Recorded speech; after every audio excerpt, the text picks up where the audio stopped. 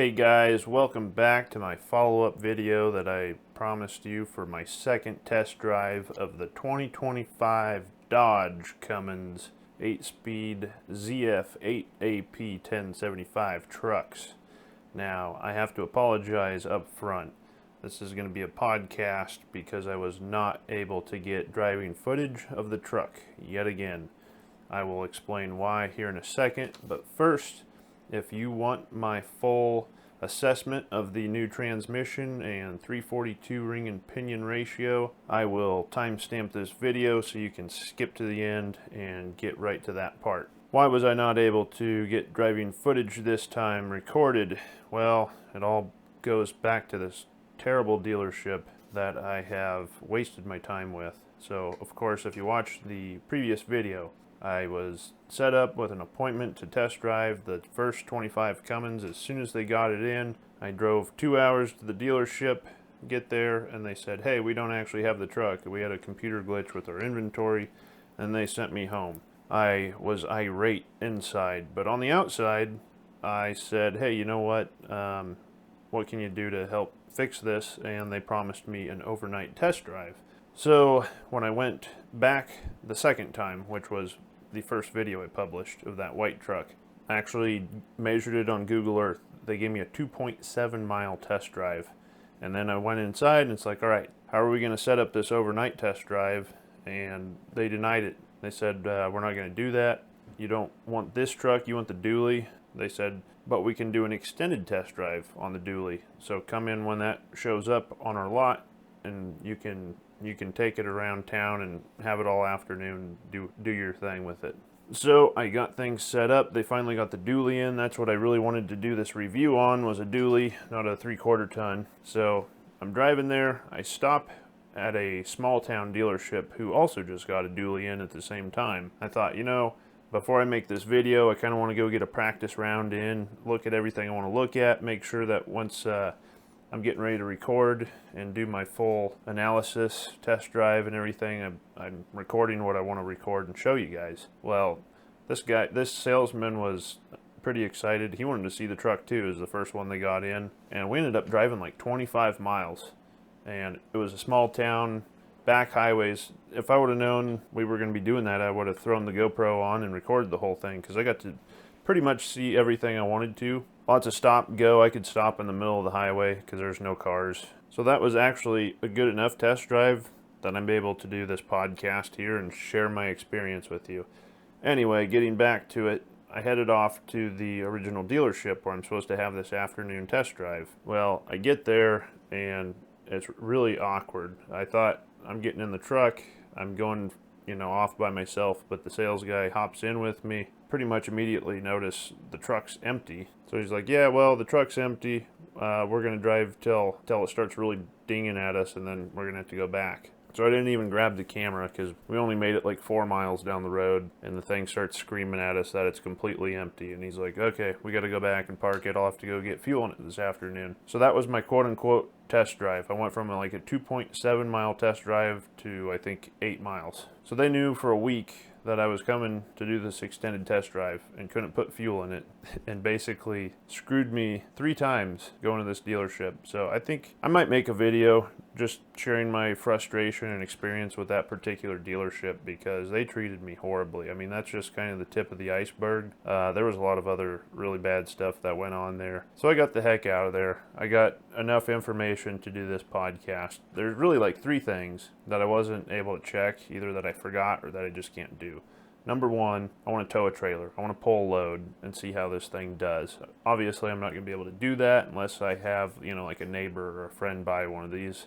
No dealership's going to let you go hook up a trailer and do a test drive. Number 2, I forgot. So this transmission starts in 2nd gear when you're not in tow haul mode. I wanted to see if you could use the gear selector, the gear limiter, whatever you want to call it, manual mode, to shove it down into 1st gear. I forgot to try that. And then the headlights. So this year we have 2 options of headlights. We have the reflector or the projector LEDs. And the difference is the projectors are on the Laramie and ups. They have 4 bulbs versus the Tradesman and Bighorn only have 2.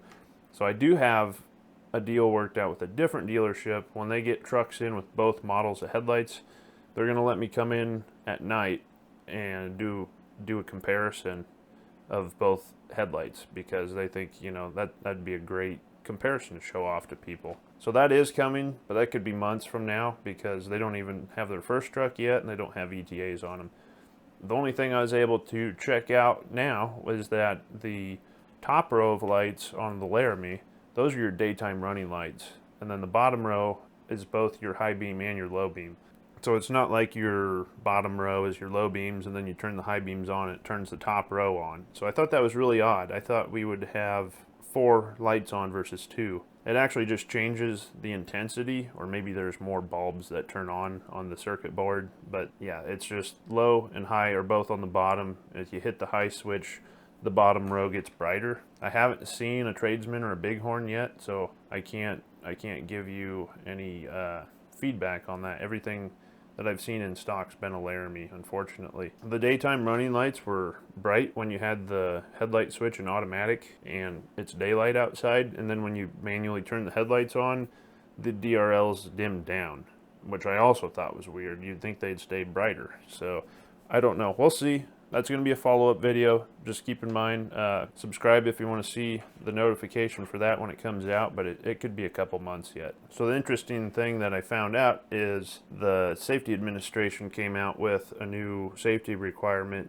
particularly for headlights.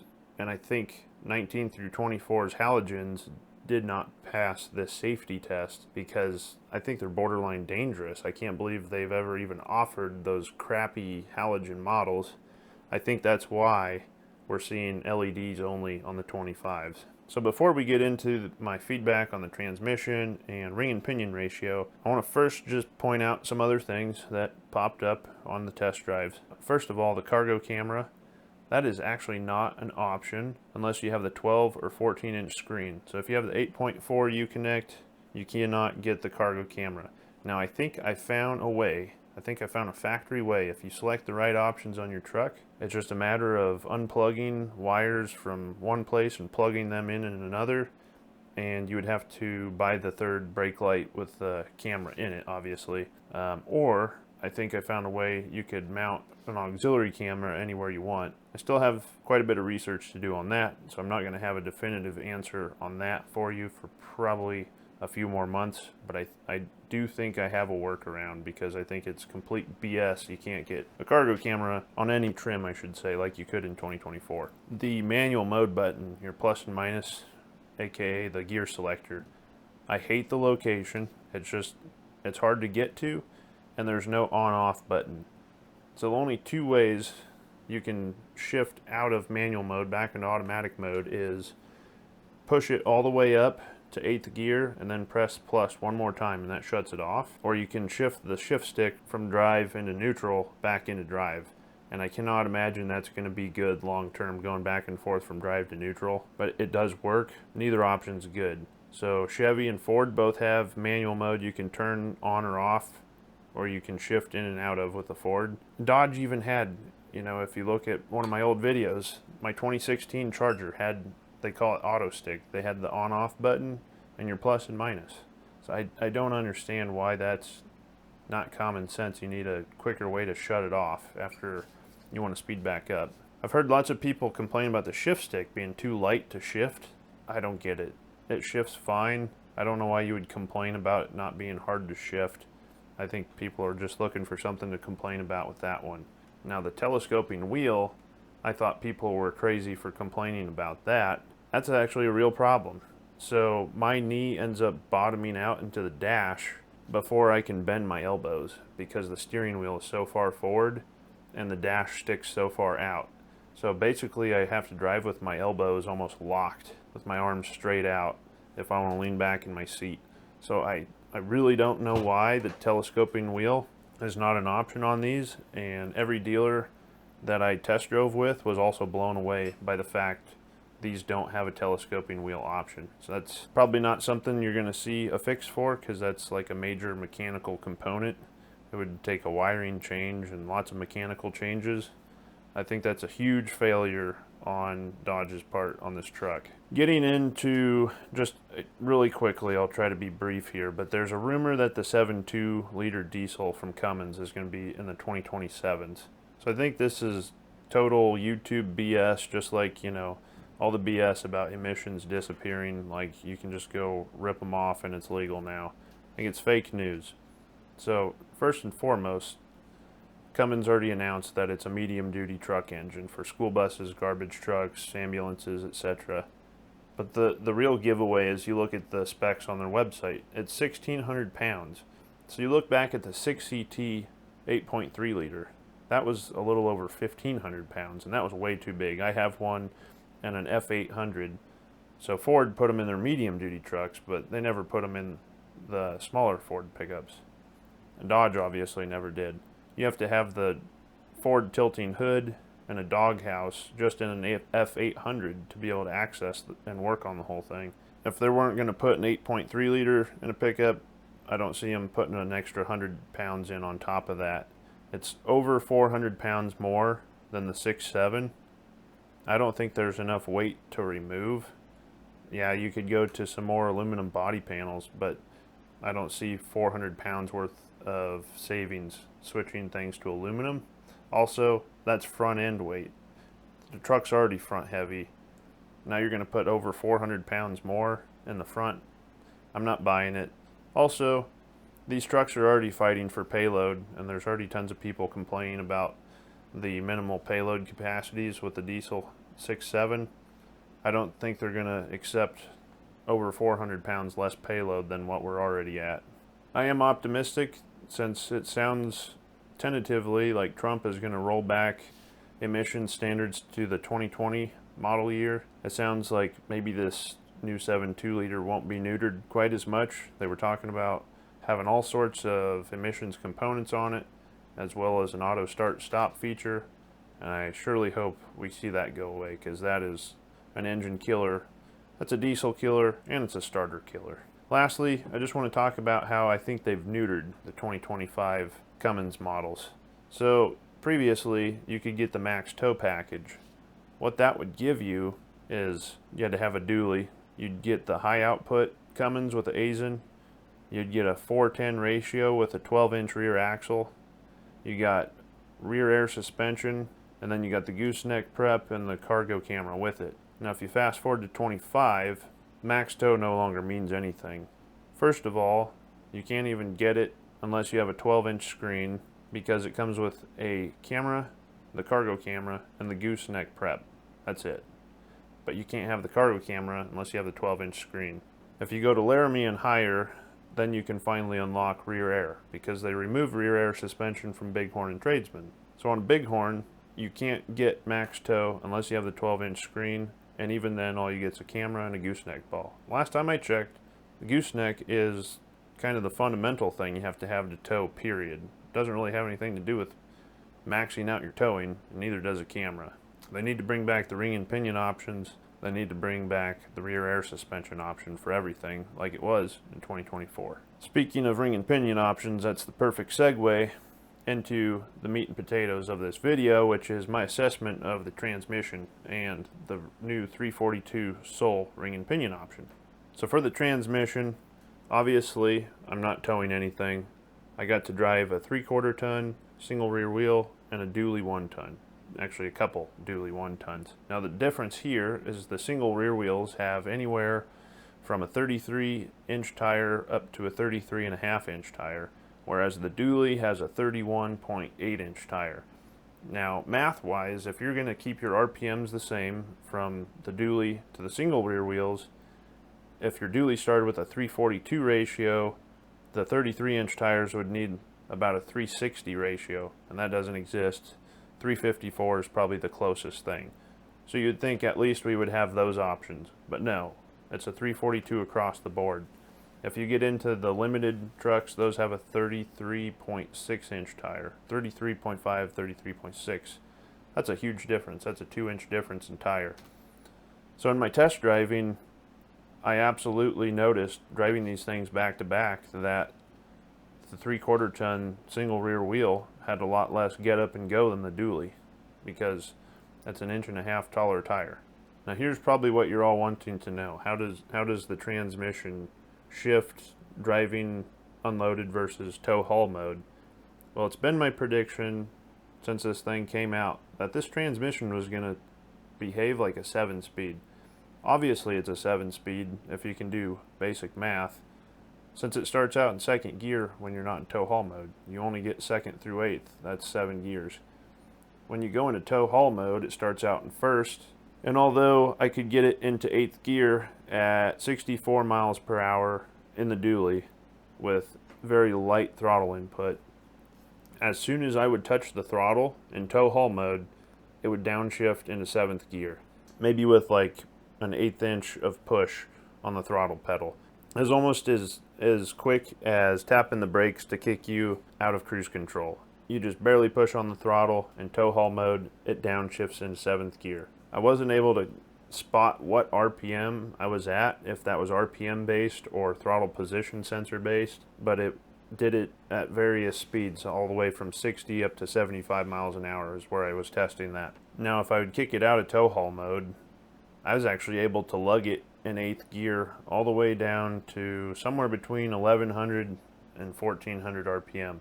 I couldn't figure out how to make the gauge cluster tell me in numbers what my RPM was. All I got was a sweeping gauge, but I was well below 1500 RPM in 8th gear out of tow haul mode, lugging that thing down, and you could push on the throttle pretty good before it would actually downshift. So there's the possibility once you're towing and you're in 8th gear, you might be able to turn tow haul mode off and keep it in 8th gear longer. But since these have load sensors, I have a feeling the transmission tuning is going to sense the load and it's going to basically put it into tow haul mode automatically. My thought is they're going to play this one really conservatively for year one with this transmission, since they pulled a ballsy move and they ditched both of the other two transmissions. I thought, you know, maybe they'd keep the Aisin 6-speed as a backup in case this thing is a complete failure, but no, they got rid of the 68 and the Aisin both. The ZF8 is now our only option, and as many have found with the 68 RFE, if you're trying to tow in 6th gear and you're lugging it and your RPMs are down, so your line pressure's down, that's where you start smoking that transmission. So it seems like they've tuned this ZF8 conservatively and aggressively, so they don't risk letting people lug it down in 8th gear. They're just going to make that sucker downshift into 7th gear, get those RPMs up, get that line pressure up, and be on the safe side. You're going to drink more fuel, but you're not going to have a really expensive transmission failure. So driving empty, yeah, it is a 7-speed. Towing, it's kind of like a 7.5 speed, because you're only going to get to use 8th gear if you have hardly any throttle input whatsoever. As far as the gear splits go, people keep saying, well, we could go to a 342 because they added 2 more gears to the transmission. Well, out of tow haul mode, you're only getting 1 more gear. And if you look at all 8 gears versus the Aisin, they added a granny low, so that's a totally new gear that didn't exist before. And then they basically split 3rd gear into 2 gears. So there's nothing new for overdrives. There's nothing between that 1-to-1 and the gear before it. It's all down low. I would have actually rather seen a gear added after 1-to-1, get in the 80% range, and then the 70% range, and then the 60% range, so that you could hold that top overdrive a lot easier. As far as the gear splits go though, yes, you absolutely do see, if you look at my second video about this new transmission, I break down the gear ratios and how I expect it to perform. When you're upshifting 1st through 8th, you're not really going to notice it as a negative effect. It's when you're downshifting and you're trying to use the turbo brake, you're going to notice the shift from 3rd to 4th is short, and you're going to notice the shift from 6th to 7th is short. So when you're downshifting, let's say you downshift from 7th to 6th, you're only going to hang out there for a split second, and then you're going to have to downshift again. So you're going to have to get aggressive, probably with your manual shift mode, to bump that down 2 gears instead of just 1 at a time. Other than that, I thought the transmission was fantastic. It is definitely as smooth as a 68 RFE. It's got way better gear splits like the Aisin, plus you get, in normal driving mode you get one more gear, so that helps. And then your overdrive gearing I think is actually better than the Aisin. It's less steep of a drop from 1-to-1 to 0.84, whereas it used to be 0.77, so that helps. I'm waiting to hear back from Dodge on what the service interval is on this thing, because the owner's manual actually says 3 different things. It says change the fluid every 60,000 miles, 120,000 miles, or never at all. They say it 3 different ways. So I'm waiting to hear back what the actual official answer is on that. I had to go back and look at my 47 RE and my 2002, and that one actually says you got to change it every 12,000 miles. So I'm glad we don't have to do that, because that would be pretty gruesome. So as far as the 342 ring and pinion ratio goes, there's a lot of controversy here. So do I think it's the right answer? No, I do not. I've calculated numbers so many different ways, I'm kind of tired of looking at it at this point. But after driving this truck, no, I don't think everybody's going to be very happy with it. I sent out for quotes to get my rear end re-geared to 373 or 410. As it would turn out, there's a national back order on both those ratios from Mopar right now, and one of the only aftermarket options is from Motive. Basically, the front axle is $500, the rear axle is $1,400 just for the parts, and then you're looking at roughly $1,500 for labor. So you're looking at $3,400 to re-gear a truck. Whereas in all the previous 6 years or so, if you wanted the 410s instead of 373s, it was a $145 upgrade fee. So now instead of $145, it's $3,400. So if you're going to do it for economy, it's not going to pay itself off. If you want to do it so you can tow and get better economy when you're towing, it could pay off. If you put enough miles on the truck, it could pay off, because you might be able to hold 8th gear while you're towing. It really all depends on how the transmission is programmed. I don't know if it's throttle position sensor or load sensing, or a combination of both, and possibly other factors that force it to downshift so rapidly and aggressively from 8th to 7th when you're in tow haul mode. But if we could throw some steeper gears in this thing, there is a likelihood, and the much cheaper way to test this theory would be to go put a really short tire on your truck just to get the gear ratio equivalency and see if it downshifts as quick when you're in tow haul mode. So there's 2 ways I want to look at this real quick, and then we'll wrap this podcast up. So looking at my 2006 LBZ Duramax with the Allison 6-speed, I tow in 6th gear and that thing all the time. I rarely ever have to downshift out of 6th, and I've towed grossing well over 23,000 pounds multiple times. No problems there. If you look at that 373 ring and pinion ratio, 0.614 transmission ratio, that gives you a final drive of 2.29. Speaking of final drive, I keep hearing people incorrectly use that term. That's the final ratio that you're seeing at your tires. That's all your gear reduction multiplied to each other. Final drive is not the transmission ratio. Final drive in the Allison in 6th gear with 373s, which was the only option for the Duramax, is a 2.29 to 1. If you look at the Cummins with the ZF8 and the 342s, final drive in 8th gear is 2.29.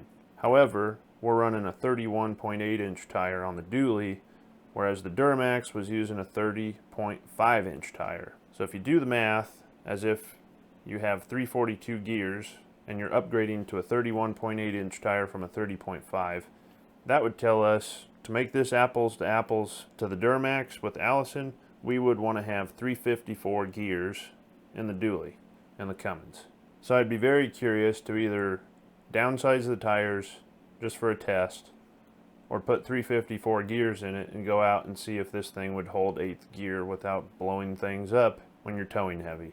Now I would put 35-inch tires on the truck personally, and the gear equivalency there would be to go to a 390, which doesn't exist. You'd either have to go 373, which would give you the same equivalence as a 342 with the stock tires, or go to a 410, which is going to actually gear it deeper than the Duramax Allison combination would have been. Ironically, 354 is kind of the proprietary Dodge ratio. I've never seen it in a Chevy or a Ford, and things like the 14-bolt GM rear axle, you couldn't get the 354s. That's always just been a Dodge ratio. The second gens had that. That was a really common second gen ratio. I think it'd make perfect sense if they would bring back 354s, and Toyota made a 390 gear, so that would be a possibility. If you want to look at it in terms like I showed in my last video, they could give us 373s for the heavier hauler, and then maybe we'd be able to hold 8th gear. They claim 100% power output is available in all 8 gears, but I don't see how you're going to use it in 8th gear with this transmission the way it's programmed.